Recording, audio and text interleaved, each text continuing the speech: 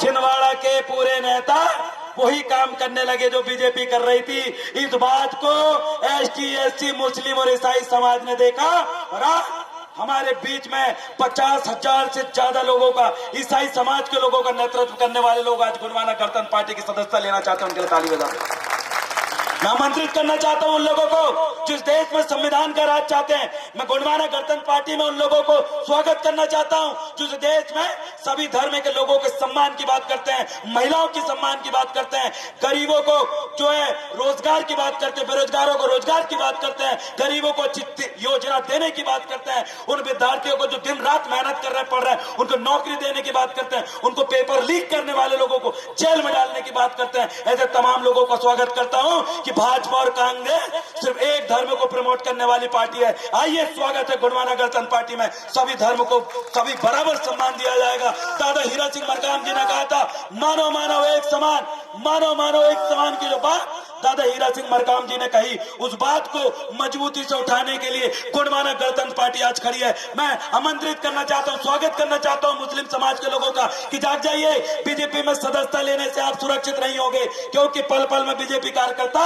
हर मुसलमान भाई बंधुओं को हर चौक चौराहे में मीटिंग में गाली देता है। हर एक ईसाई समाज के लोगों को यही बीजेपी कांग्रेस के कार्यकर्ता हर चौराहे में गाली देने लगे। ये वही लोग हैं जो एनआरसी के नाम पे, सीएए के नाम पर ये लाख बार जो यहाँ के धार्मिक अल्पसंख्यक को डराने धमकाने का काम कर रहा है। याद रखिए, गोंडवाना ने इस देश में 1750 साल राज किया था, 1750 साल राज किया था। और जब बुश ने राज किया था तब मुसलमान लोग भी बड़े चैन अमन से जीते थे, ईसाई लोग भी जीते थे, जैन लोग भी जीते थे।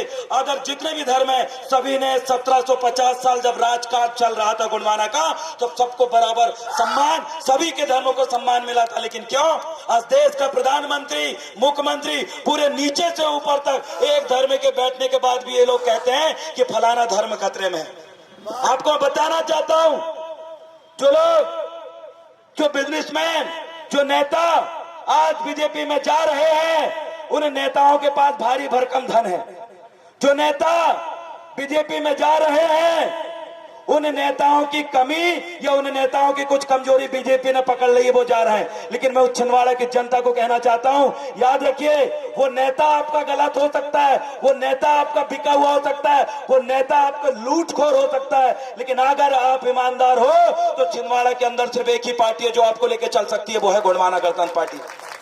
और जी हाँ, गोंडवाना गणतंत्र पार्टी इस बार मुझे जो जिम्मेदारी दी हुई है लोकसभा प्रत्याशी की, मैं पूरे ईमानदारी से और मेहनत से इस बात की आपको गारंटी देना चाहता हूं कि हर वर्ग के लोगों का अगर आशीर्वाद मुझे मिला, हर एक धर्म को मानने वाले लोगों का अगर आशीर्वाद मुझे मिला, तो छिंदवाड़ा के अंदर संविधान का राज होगा, गुंडा मवालियों का नहीं।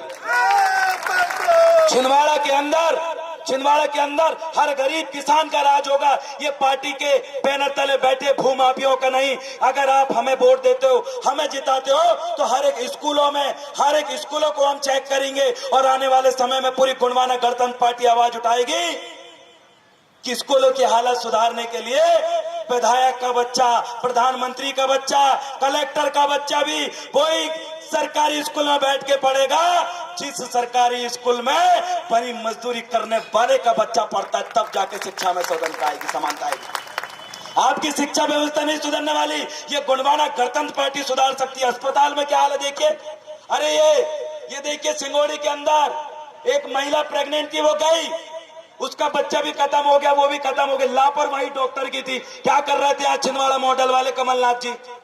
यहाँ देखिए, ये जिला अस्पताल में, छिंदवाड़ा के अस्पतालों में अरे गरीब लोग मर रहे हैं, लेकिन जब नकुलनाथ जी बीमार होंगे तो बड़े अस्पताल में जाएंगे, जब शिवराज सिंह चौहान जी के परिवार के लोग बीमार होंगे तो दिल्ली मुंबई में जाएंगे, जब मोहन यादव जी के परिवार के लोग बीमार होंगे तो विदेशों में इलाज कराएंगे। अरे गांव के लोग जब बीमार होते सरकारी अस्पतालों में जाते। लेकिन याद रखिए, जिस दिन गोंडवाना गणतंत्र पार्टी का सांसद बनेगा तो यहाँ के नकुलनाथ जी और कमलनाथ जी जब बीमार होंगे तो तुम्हारे बाजू वाले बेड में सरकारी अस्पताल में इलाज कराएंगे। वो मौका आपको लाकर देंगे।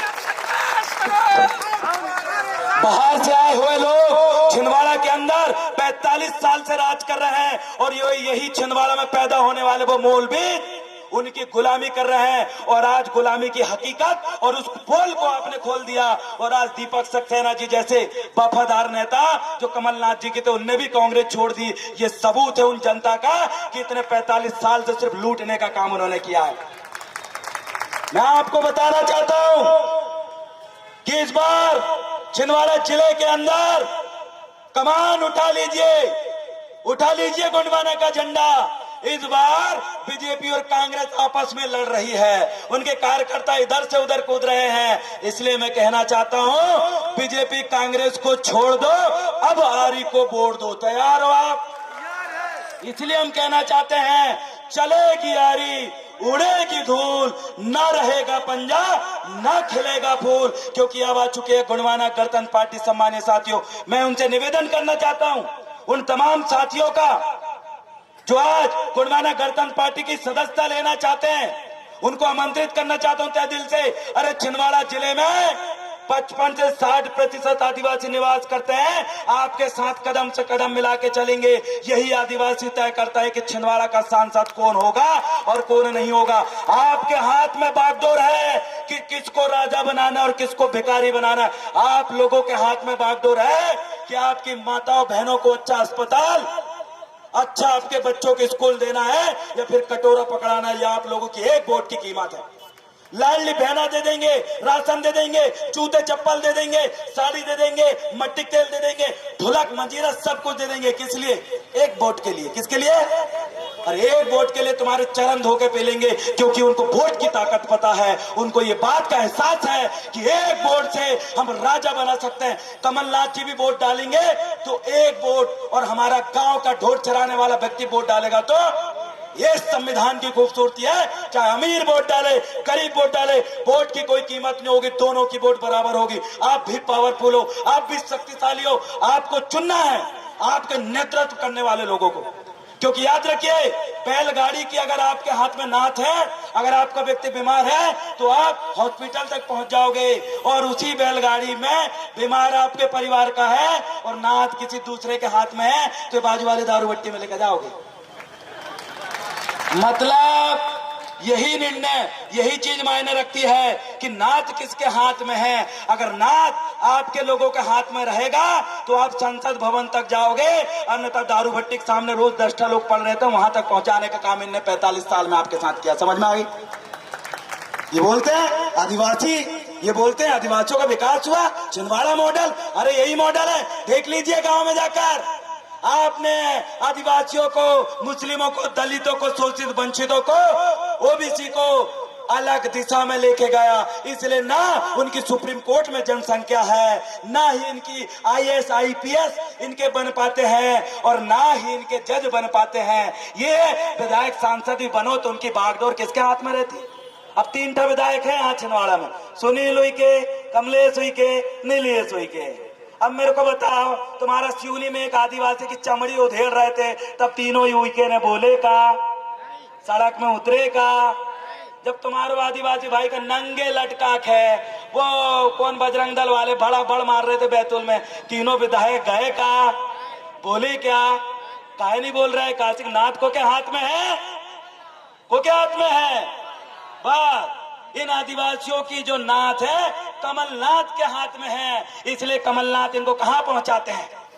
कहां? चैदगढ़ा जाओ मजदूरी करने, नरसिंहपुर जाओ, भूरसावल काम करने जाओ, इधर फलाना भोपाल काम करने। तुम्हारे नाथ उनके हाथ में। इसलिए तुम्हारे लड़के की एक दुकान बता दो, मन कोई लिखो का कोई आदिवासी दुकान देखो, एक बार मुंडी पलटक देख लो। जब मानसरोवर में एक दुकान है क्या तुम्हारी? काशिक तुम्हारी नाथ ऐते नहीं है, ऐते है। याद रखना, यहाँ के आदिवासी, दलित, आदिवासी, मुस्लिम, पिछड़ो, आप लोगों की नाथ उधर केंद्र में भी बैठी मोदी सरकार किधर कर रही है? शिक्षा रोजगार तरफ कर रही है का? नहीं। स्वास्थ्य सुविधाएं तरफ कर रही है का? नहीं कर रही है। तो कहता कर रही है ना, धर्म, फलाना मंदिर, फलाना ठिकाना, NRC, बाहर के लोगों को लाएंगे। अरे यहीं के लोगों को तो ठीक कर लो पहले। बाहर के लोग तुम्हारी नाथ को इधर घुमा दिए। तुमको जरूरत है पानी की और तुमको दिया जा रहा है दारू, और बोलते यही से प्याज बुझा। और तुम प्याज तो बुझाते हो, साथ में अपने परिवार की सुख और दुख को भी बुझाने का काम करते हो। गलत लोगों के हाथ में नाथ है, समझ जाइए।